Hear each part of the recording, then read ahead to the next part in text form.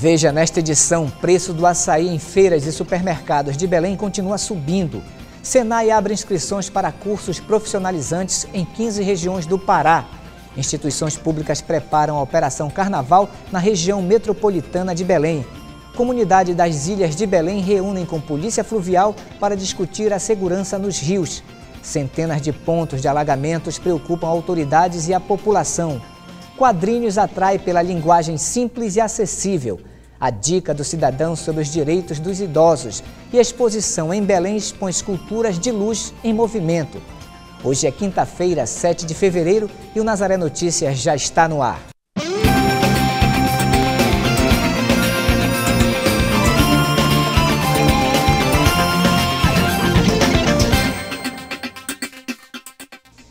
Começamos a edição de hoje falando sobre o preço do açaí, um dos principais produtos da dieta regional. Com o alto custo, o consumo do açaí ficou mais difícil em 2012. O litro médio foi encontrado por até R$ 13,00 em feiras e supermercados de Belém. E neste início de ano, o crescimento de preço continua. Veja na reportagem de Larissa Cristina e Fábio Nascimento. As maiores altas foram observadas no tipo médio, o mais consumido pela população. O aumento varia entre 7% e 8%. Para o analista do DIEESE, o reajuste interfere no hábito alimentar do paraense. Certamente tem mudado sim. As pessoas, de modo geral, as famílias estão sentindo que a alimentação tem cada vez mais pesado no orçamento delas. A gente chega até a dizer, em alguns extremos, que dependendo do rendimento das pessoas, você está trabalhando praticamente só para comer. E a verdade é essa. Se a gente for olhar o açaí, que vem apresentando então uma escalada de preço muito forte ao longo de uns anos, não é de um mês para cá ou dois, as pessoas estão sentindo muito forte esse impacto no orçamento. Mesmo com a alta, o produto não pode faltar na mesa desta dona de casa.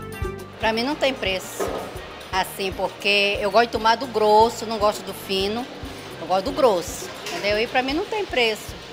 Não importa se estiver caro ou não? Não, que seja açaí bom, novinho, bem tratado, aí eu tomo. Eu, minha família, meus filhos, até meu netinho toma. O valor do açaí varia semanalmente em feiras e supermercados de Belém. O valor do litro do açaí também varia de acordo com o local onde ele é comercializado. Aqui no ponto do Seu Manuel, o litro do açaí médio custa R$ 8,00, do grosso R$ 15,00. Nós estamos no bairro da Condor. Nos locais pesquisados pelo DIEESE, o litro do açaí médio foi encontrado a até R$ 13,00, o grosso a R$ 17,00. A expectativa é que o preço volte a cair em maio ou junho, com o período da safra. Enquanto isso, os consumidores dão aquele jeitinho. Bota farinha, açúcar e como. Eu tomo muito açaí com açúcar.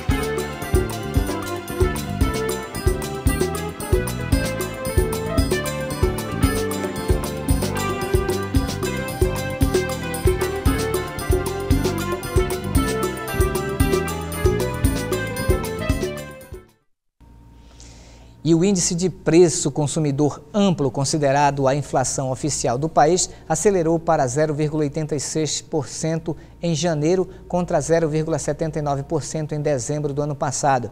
Os dados foram divulgados hoje pelo IBGE. Em janeiro de 2012, a taxa havia ficado em 0,56%.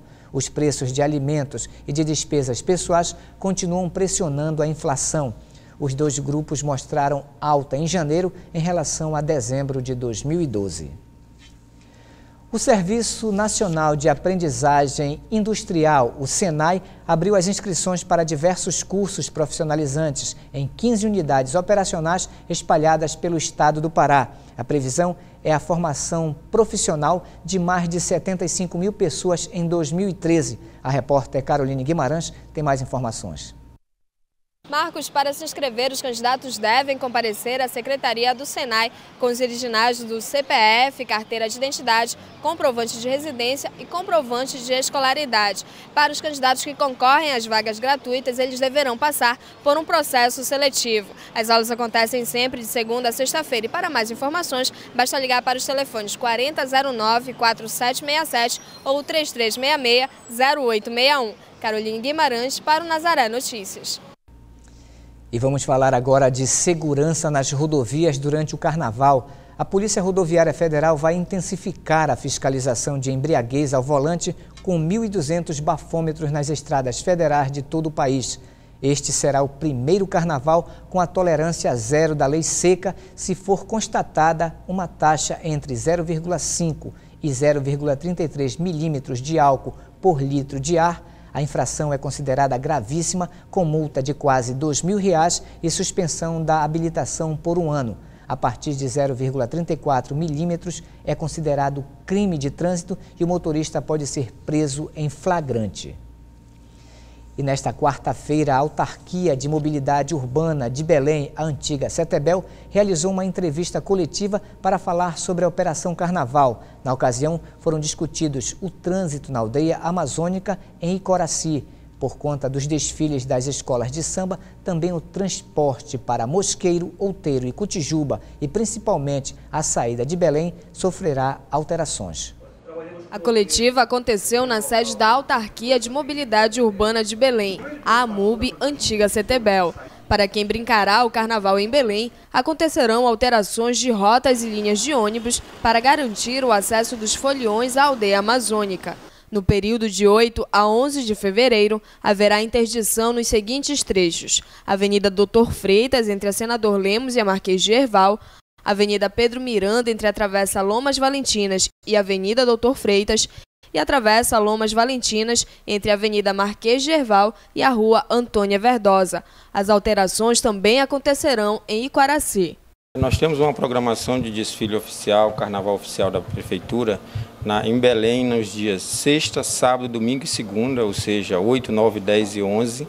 E a Pedro Miranda vai estar interditada no trecho entre Doutor Freitas e Lomas Valentina. Esse trecho vai estar interditado a partir de sexta-feira, 16 horas, até a terça-feira, 6 horas da manhã, que é o horário que acaba o desfile oficial. Na segunda-feira nós teremos desfile também em Coraci, distrito de Coraci, na rua 15 de agosto, entre Félix Roque e Berredos. E ainda na terça-feira teremos o desfile na Beira-Mar, lá no Outeiro, também de 16 horas até 5 da manhã. Mais ônibus serão disponibilizados para Mosqueiro e Outeiro.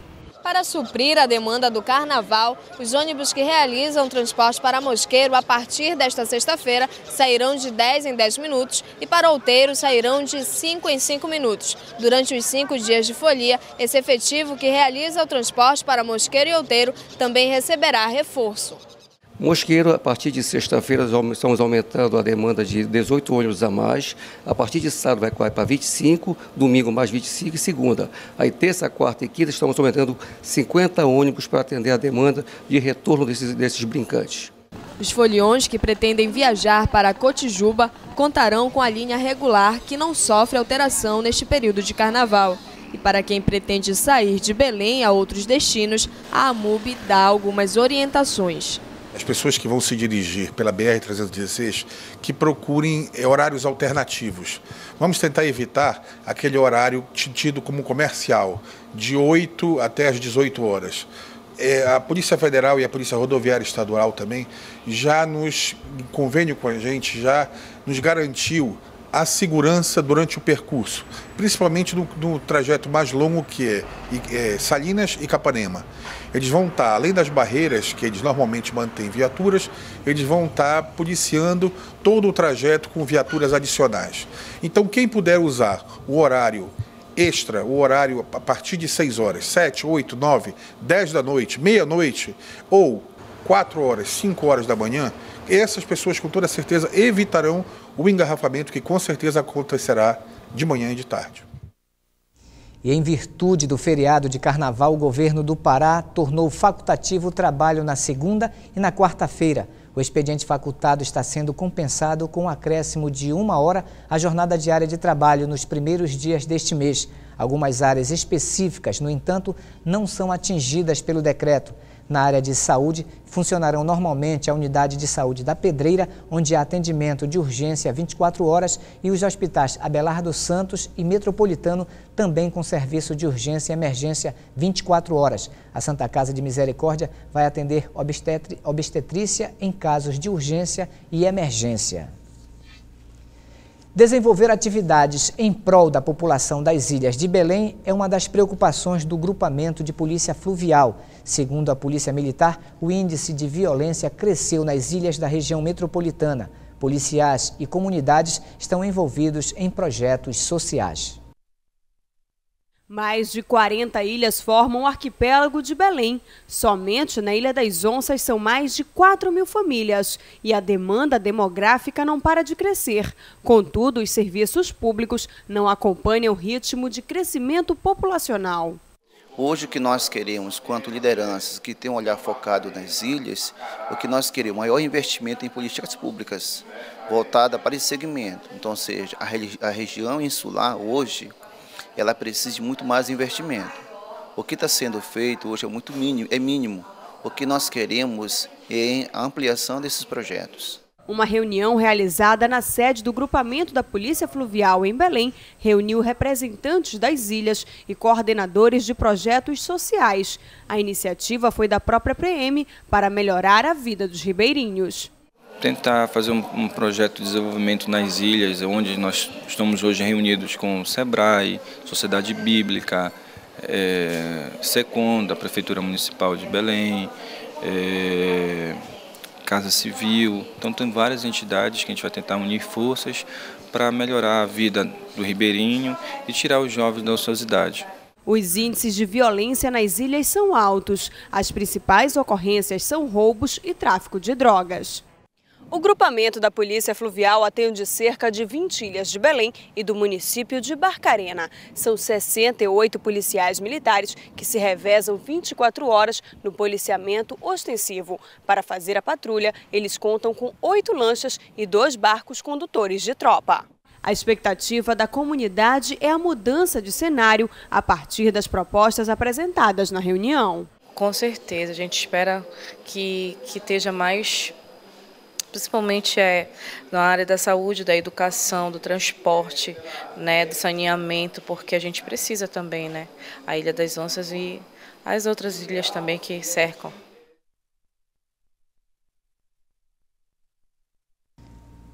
O Ministério Público do Pará entrou com um pedido de liminar na Justiça para obrigar o governo do estado a recomeçar imediatamente as obras do Centro Oncológico Pediátrico do Hospital Ofir Loyola. Uma ação civil pública contra o Estado foi ajuizada em janeiro pelo promotor de Justiça da Infância e Juventude, Ernestino Roosevelt Pantoja. O MPE pediu informações em fevereiro de 2012 e foi informado por meio de ofício que as obras estavam acontecendo normalmente, mas depois constatou que a construção estava parada. O secretário de Estado de Obras Públicas, Joaquim Passarinho, informou que as obras pararam porque houve necessidade de readaptação de um andar inteiro do Ofir Loyola para que fossem construídos mais 62 leitos. Ele garantiu que o trabalho será retomado até o final deste mês. E você acompanha ainda nesta edição, centenas de pontos de alagamentos em Belém preocupam autoridades e a população. Quadrinhos atraem pela linguagem simples e acessível, a dica do cidadão sobre os direitos dos idosos e a exposição em Belém expõe esculturas de luz em movimento. Retornamos o Nazaré Notícias falando agora sobre os transtornos causados pelas chuvas em Belém. Os alagamentos trazem problemas para os moradores em alguns locais da capital paraense. A Secretaria Municipal de Saneamento identificou 650 pontos de alagamentos e anunciou as ações para minimizar o problema. Nossa equipe de reportagem foi conhecer de perto como vivem os moradores em um desses pontos. A reportagem é de Patrícia Nascimento e Rodovan Sarmento. Dona Raimunda mora à beira do canal da Vileta há mais de 27 anos. O testemunho é de quem vive com muitos desafios. Que a Vileta não seca. É o tempo todo cheio. Quando é de manhã, a gente sai para a feira e para a igreja com água certa por aqui. Nossos filhos não podem sair para brincar. É muito carapanã, muito rato, muito imundice mesmo. E aí a água é assim, uma água como você está vendo, imunda, né? Uma imundice. Desse canal sai tudinho, é lama, é tudo que a imundice sai. Então nós queremos que o nosso governo, nosso prefeito, faça alguma coisa pela gente. De acordo com a CESAM, resolver esse problema depende de obras que reestruturem as principais bacias hidrográficas de Belém, como Tucunduba, Estrada Nova e Una. Vamos intensificar as turmas de limpeza, tanto de bueiro e de galeria, para que rapidamente esse alagamento suma. Agora, existem aqueles pontos críticos que a gente chama, né, que não depende só da limpeza, né, depende dos canais, que eles encontram-se bastante também com problemas, né, de sujeira, sujo, acúmulo de capim, mato. Então nós estamos com equipes lá, se você percorrer você vai ver equipes, e essas equipes elas vão ficar durante os 3 meses críticos. A CESAM identificou 700 pontos de acúmulo de lixo em Belém, o que, segundo a Secretaria, contribui para os alagamentos. A previsão é de que, com as ações de saneamento, que devem se estender até o mês de abril, algumas horas após a chuva, o nível da água em ruas e canais como este já tenha diminuído. Vai ser realmente um trabalho onde vai alagar, mas rapidamente vai escoar, porque todo o lixo está sendo retirado. Nós estamos documentando e as equipes estão lá e vão ficar durante os 3 meses do inverno rigoroso. A coleta regular de lixo também é um desafio para a comunidade do local. São 3 dias de lixo, só que a gente coloca aqui no concreto. Quando está muito cheio, os pessoal andam no concreto, aí não tem onde botar o pé chuta. Aí vai caindo para dentro do canal a sacola. Quando o carro do lixo passa que está muito cheio, ele escolhe o lado que está mais seco, aí passa pelo lado que está seco, para o outro lado não passa e fica o lixo. E daí para onde vai? Para o meio da rua e para o canal. A garantia de infraestrutura, saneamento, saúde e educação é dever do poder público. A consciência ambiental é dever de todos. Por aqui, a indignação e o desejo de mudança são sentimentos coletivos. Há uns 20 anos que a gente sofre com esse alagamento aqui na rua. Quando dá uma chuva, eu que tenho 1,59 m de altura, dá quase na coxa. Vamos aguardar. A Prefeitura do município de Anajás, na Ilha do Marajó, decretou situação de emergência devido ao grande número de casos de malária na região, alegando que não tem recursos para combater a doença.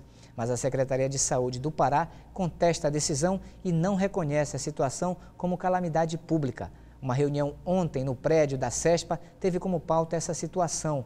Em janeiro, foram registrados 168 casos de malária no estado, contra mais de 1.000 registrados no mesmo período de 2012. A CESPA garante que distribuiu 5.000 mosqueteiros e 5.000 testes rápidos para realizar exames onde não há laboratórios, além de uma embarcação utilizada para atender os casos mais graves.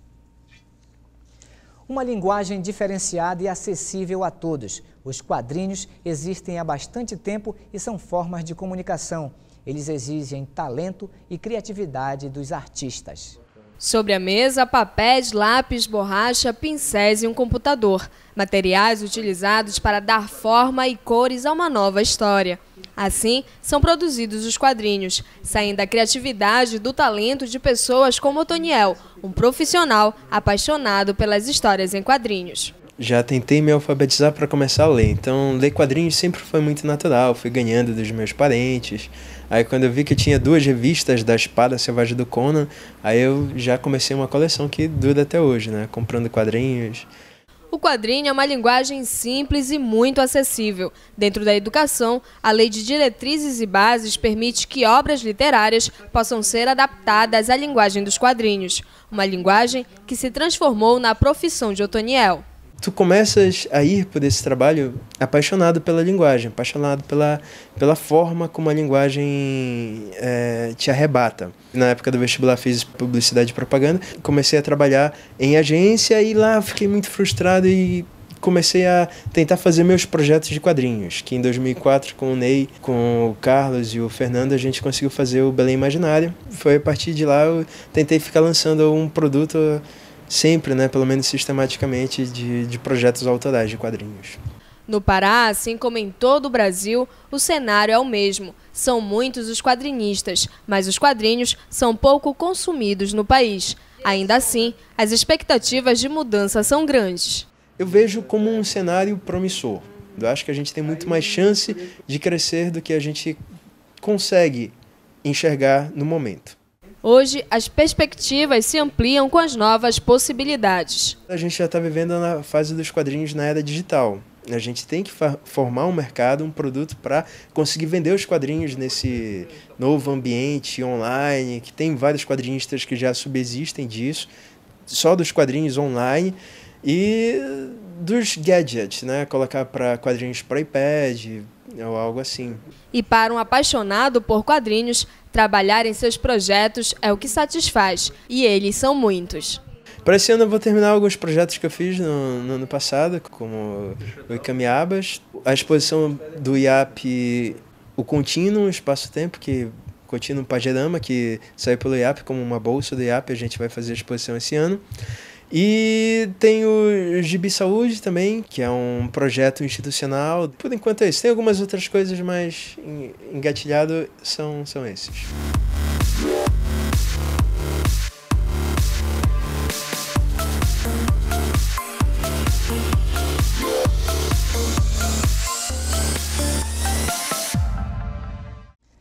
Uma notícia de Rondônia. Os alunos da Rede Municipal de Ensino retornaram às aulas nesta manhã em Porto Velho. Mais de 100 unidades receberam crianças do ensino infantil ao fundamental. De acordo com a Secretaria Municipal de Educação, a estrutura educacional está preparada para receber cerca de 50 mil alunos. Destes, quase 5 mil ingressaram na rede municipal este ano. Porto Velho tem 64 escolas municipais e outras 43 conveniadas. Já nas 84 escolas rurais que cobrem desde o distrito de Nova Califórnia, na divisa com o Acre, até a comunidade ribeirinha de Calama, no Baixo Madeira, o ano letivo terá início no dia 18 de fevereiro. E agora você acompanha a dica do cidadão, que hoje tem como tema os direitos dos idosos. A dica de hoje refere-se à penalidade a que estão sujeitos aqueles que cometem os vários tipos de agressão contra as pessoas idosas. Por exemplo, o artigo 99, que ele fala que é expor a perigo a integridade e a saúde física ou psíquica do idoso, submetendo-o a condições de tortura, desumana, degradação, etc., ou privando de alimentos e cuidados indispensáveis à sua boa saúde, etc., quando obrigado a fazê-lo, o submetendo ao trabalho, a pena de detenção é de 2 anos, de 2 meses a 1 ano e meio. Se o fato resultar em lesão corporal de natureza grave, é de 1 a 4 anos, quer dizer, há um agravante. E esse tipo de violência é uma violência recorrente, além das outras. Então, nós queremos deixar bem claro principalmente aqueles que se aproveitam, né, porque o maior índice de agressão dos idosos ocorre no seu próprio domicílio, 90% dos casos, e 60% são praticados por pessoas da família. Nós queremos alertar a esse tipo de pessoa que essa atitude, aqui que está capitulada aqui no Estatuto do Idoso, no seu artigo 99, ela é passivo de prisão. E que essa legislação com o idoso ela é bastante severa, entendeu? E está sendo aplicada, tendo muita gente sendo apenada. Então, essa dica que nós passamos é um alerta a essas pessoas que vêm cometendo violência contra o idoso. A Estação das Docas, em Belém, realizará nos dias 9 e 10 deste mês um baile de carnaval para as crianças. A programação terá diversas atrações, como o boi veludinho, a banda de fanfarra do rancho e os palhaços trovadores. A festa tem entrada gratuita e começa a partir das 5 horas da tarde de sábado. No domingo, os palhaços trovadores apresentam a peça O Abrialas. Roberta Carvalho converge homem e natureza em esculturas de luz em movimento. A mostra está em exposição na Camaracó Galeria até o dia 2 de março.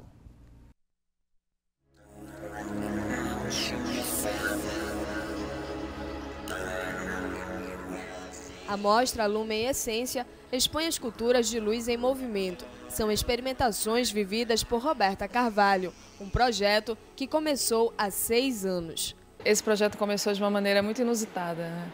Eu já pesquisava a questão da imagem projetada e fui convidada para fechar um colóquio de fotografia da fotoativa. Quando eu cheguei lá, no local não tinham paredes, não tinham prédios, mas tinha uma árvore imensa na minha frente. E eu me deparei com a possibilidade de experimentar aquela árvore como um suporte das projeções que eu já realizava. E aí comecei a primeira experimentação, né, ainda não tinha ideia que se viraria um projeto e que se desdobraria. E como um primeiro trabalho, eu percebi que ali estava surgindo uma coisa muito significativa.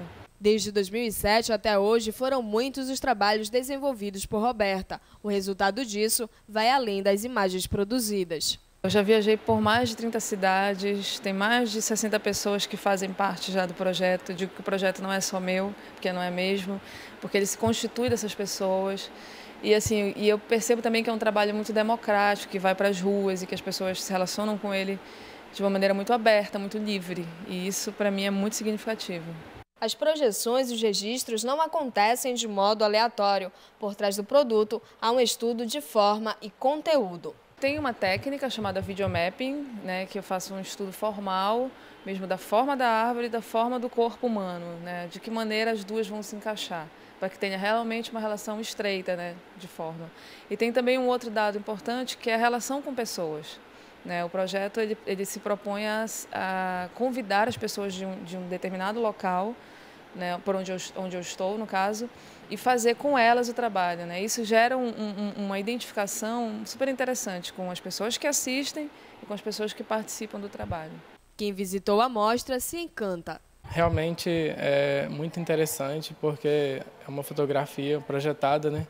E quando você olha assim em uma árvore ou alguma outra parte da natureza, você não imagina que com uma projeção luminosa pode se formar um rosto que realmente fica bem interessante. Recomendo que vocês venham visitar a galeria. Um trabalho com grande significância, que envolve diversas pessoas. Para a artista, os resultados dão continuidade ao projeto. Quando eu acho que acabou, eu vejo que tem mais possibilidades surgindo. E eu estou num momento interessante de explorar a fotografia que surge dessa interação, né, da imagem projetada com esse suporte, que no caso é a árvore. Então eu estou utilizando agora lentes mais aproximadas, né, e estou em busca, na verdade, de uma imagem puramente fotográfica, né? O que antes tinham dados importantes como o local, onde acontecia a projeção, né, uma informação mais aberta, digamos assim, de uma paisagem. Essa paisagem agora vira uma coisa mais restrita, mais fechada, um plano mais fechado no rosto, né? Vira uma paisagem mais interior mesmo.